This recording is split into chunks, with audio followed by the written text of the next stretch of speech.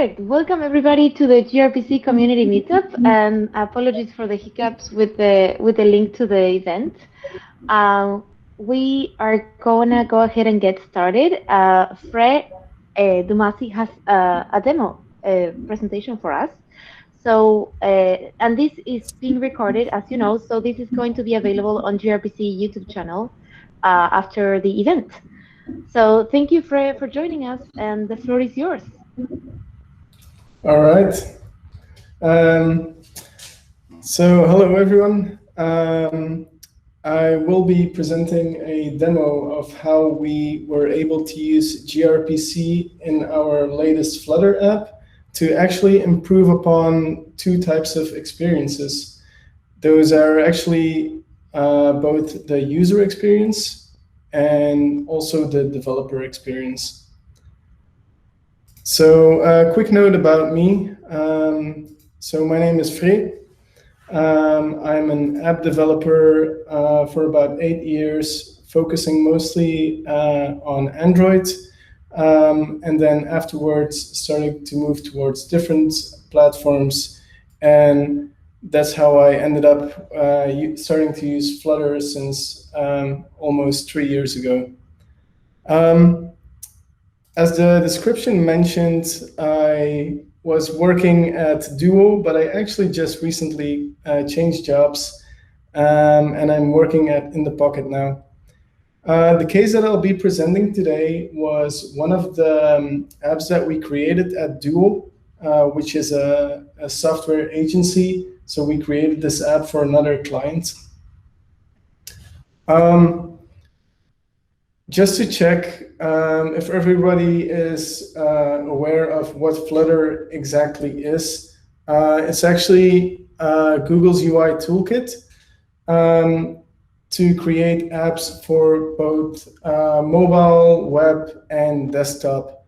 So it's actually a cross-platform framework that is built upon Dart as a programming language. It has been stable for about 2.5 years now, and it's really gaining in popularity, definitely for Android and iOS apps, but recently it's stable for web applications as well, and they're moving forward with desktop applications. So there's two specific things that I want to mention about how Flutter actually works. It's a framework that is based on composing several widgets and with that actually creating your app. It has a declarative state-based UI, which actually makes it really easy to update your UI and to manage it. It's actually very similar to React. Just to give a quick example of how Flutter actually looks, here you can see the widget tree, which is a composition of several of these widgets, which allow you to create these apps. So these widgets are actually building blocks that is provided by the framework, but with those building blocks, you can create your own type of widgets, just like this Hello gRPC widget that you can see here as well. So over to the case that I wanted to present. So about a year ago, one of our clients at Duo came to us with a question to create a platform that would allow users to create their own newspapers with an app. These newspapers could be created together with friends and family or in organizations. And then the client would actually print those newspapers and send them by mail to the several recipients. Now, one of the important use cases that they had in mind was families creating these newspapers for a relative of them who might be living in a retirement home and who they want to keep up to date with things that are happening in their lives. So we have all these people working together on the same newspaper that they create, but it's not just that they're going to make this remote. They're actually, in a lot of cases, because it's mostly done within a family, they're going to be in person. So they might be standing next to each other, working together on this newspaper, but all on their own personal devices. So we really wanted to have real-time updates within our application.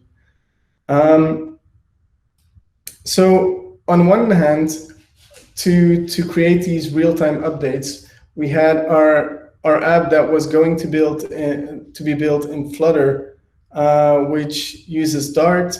It has that declarative state-based UI that I mentioned before.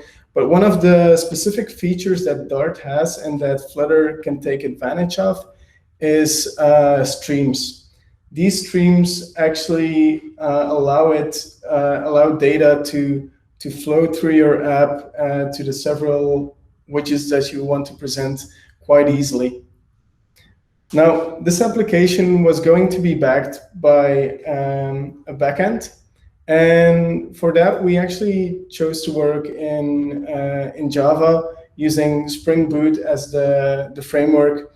And because we're actually connecting other services to it as well, we chose to use RabbitMQ as a message broker. So the whole thing was actually already event-based. Now, we were looking for a technology that would allow us to glue these two together. And we went searching for a while, but then we stumbled upon gRPC. Now, we didn't have any experience with gRPC before, but it checked the boxes that we needed. So we had long-lived streaming, and we had support for both Dart and Java. But actually, one of the best things that came with that were actually the protocol buffers. So we didn't use them before in any of our applications, and this was the first time we worked with them. But it was just amazing how easily it was just to have your source for generating your required code, as well as your documentation within the same files. By keeping these actually in a separate repo, it was easy for other people to contribute to it, for our developers at least, and to get a discussion started, to have versioning in our API contract, and also to start discussions and merge requests so people could actually have certain proposals on how the API should look. Besides that, also the fast transfer and serialization was so much more better than the previous experiences that we had using JSON in a RESTful API. So now, how do we use those real-time updates? Mostly like in the newspaper area of the app, you would see multiple updates come in when something changed. First of all, if another contributor added a certain zone to the newspaper, you would actually immediately see that, and also see that the app is currently busy generating a new version of the new newspaper, which then would follow a few seconds later. So every time we actually were streaming the real state of that newspaper, and through gRPC, we just sent the whole object over. We didn't use like small changes that we sent and let the client rebuild the state on his side. But because of how fast gRPC was working, it was actually manageable to have these large objects just sent over the wire to our client apps. Now, we also started noticing other areas where we could use these real-time updates in. For example, the checkout confirmation while payment was being processed. Also, the contributors area, again, from the perspective of working together in person on a newspaper, if you were to invite another person to join you on the project, you would get instant feedback by seeing that he was added to the contributors without having to verify again.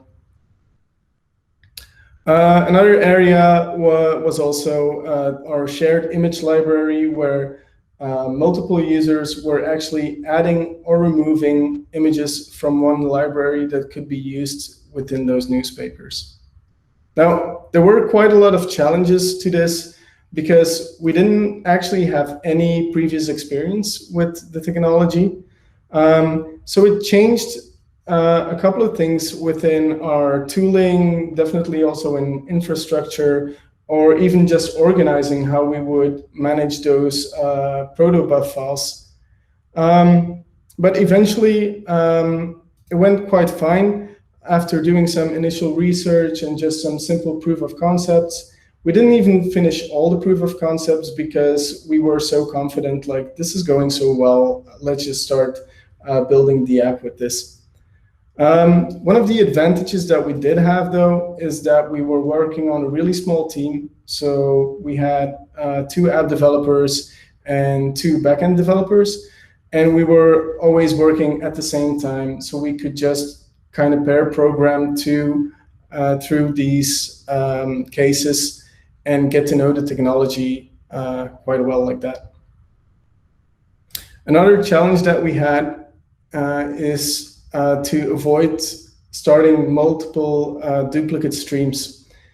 Now, in order to avoid this, we actually chose to bind streams to specific widgets because Flutter actually has a good way of managing which widgets have to be shown, and by attaching the stream to those widgets, it gets involved within the lifecycle of the application as well. It was only important to have a specific nested structure that we had to maintain, because if you have one zone that needed to get information from a newspaper, you couldn't just have that that zone stream a newspaper and then have another zone stream the same newspaper as well. We had to move that up to a specific place that was actually gonna serve all the children of that newspaper. So what we did next was just expose the data through the widgets down the tree. So we would only end up with one stream on top of the tree.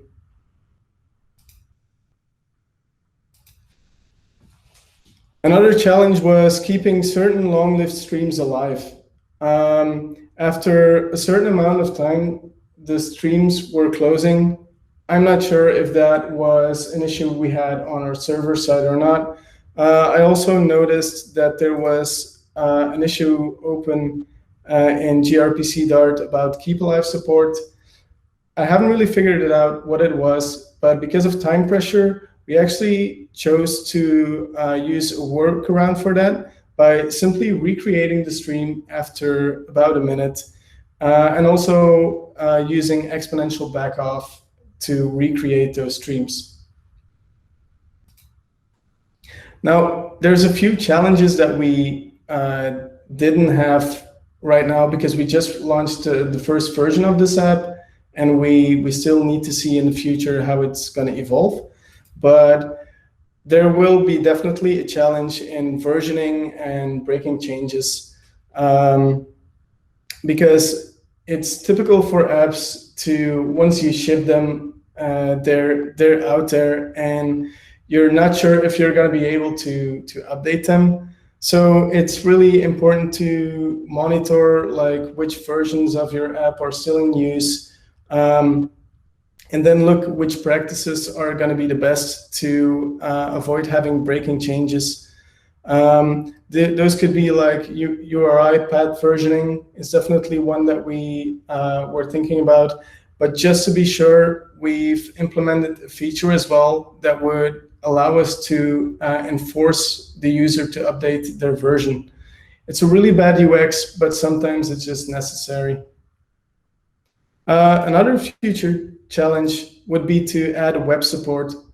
As I mentioned initially, recently web support for Flutter has become stable, and this is something that the client really wants to have the Letter app also run in the browser. But unfortunately, I don't think gRPC supports actually has full browser support. There's some ways this might work, like proxying it through Envoy, or we might even have to switch to another technology for supporting the web client. To sum up, I just wanted to focus on one specific area where we still see a big opportunity in gRPC to improve upon a certain way that we manage editing zones within the newspaper right now. So what we actually want to avoid is that multiple users could start editing the same piece of a newspaper at the same time, because that would create conflicts. So what happens right now is that when a user starts to edit a certain zone, it requests a lock on that zone, and it does that every 2 minutes. Then when it actually saves his changes, we're going to upload those changes and unlock that zone again for other contributors to also work in that area of the newspaper. Or when the user decides to close the editor and move out of that specific zone, we just ask it to unlock again. But maybe user might forget to close properly, or he kills the app, or the battery dies. So just to make sure that we're not deadlocked there, we remove those old logs like every 5 minutes. I'm not sure about the numbers anymore, but it was something like that. And this is where we see like a really big opportunity to start using bidirectional streaming here instead. It would actually be easy just to set a bidirectional stream up and keep that zone locked as long as the connection of that stream is alive. When it eventually get closed, we can remove that lock, and then the zone will be available again to other contributors. But more than that, we could also start uploading specific changes, such as images that we want to upload and use it within that zone that take quite a while to upload and process. We could actually start uploading those immediately every time over that bidirectional stream as well, and just apply those changes on save. Just to sum up, so this was our first experience using gRPC within a Flutter app, and I think it's a great match for Flutter on mobile platforms. We're gonna have to see how it will end up being on the web. That might be quite a lot difficult. And it's super easy to manage once we had things set up. So every change that we needed to apply to the API contract, it was just simply changing the protocol buffers, and then it just worked like magic. Also, we see a lot more opportunities that we could use gRPC and Flutter for, but we haven't explored all of them. But already it was like really good for us. So that sums it up pretty much.